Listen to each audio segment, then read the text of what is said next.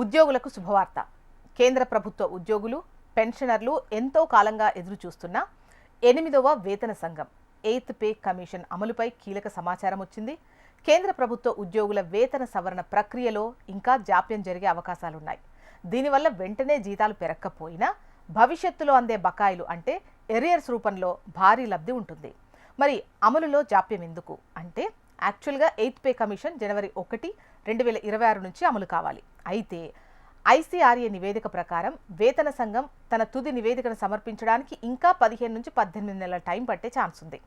దీనివల్ల 2026 ప్రారంభంలోనే జీతాల పెంపు ఉండకపోవచ్చు. అయితే అమలు ఆలస్యం అయినప్పటికీ ప్రభుత్వం దీనిని జనవరి 1, 2026 నుంచి వర్తింపజేస్తే ఉద్యోగులకు దాదాపు 17 నెలల కంటే ఎక్కువ కాలం నాటి బకాయిలు ఒకేసారి వస్తాయి.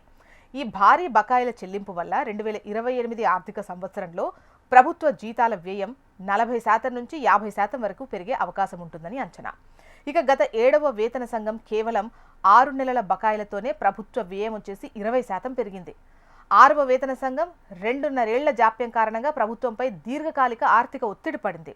ఇప్పుడు 8వ వేతన సంఘం విషయంలో కూడా అదే స్థాయి ఆర్థిక ప్రభావం ఉంటుందని ఐసీఆర్ఏ విశ్లేషిస్తోంది.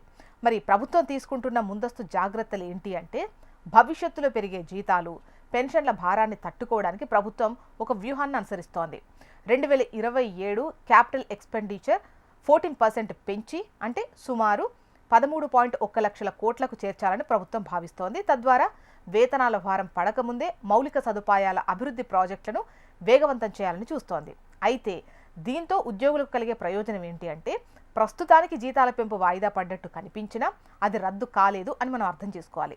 అమలు ఆలస్యమయ్యే కొద్దీ బకాయిల రూపంలో పెద్ద మొత్తంలో ఉద్యోగుల ఖాతాల్లో జమ అవుతుంది. అయితే స్పష్టమైన ప్రకటన వచ్చే వరకు ఉద్యోగుల్లో కొంత అనిశ్చితి కొనసాగే అవకాశం అయితే ఉంది.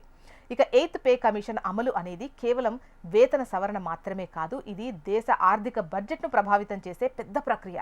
2026 బడ్జెట్ ద్వారా ఈ విషయంలో ప్రభుత్వం మరింత స్పష్టత వచ్చే అవకాశం ఉంది.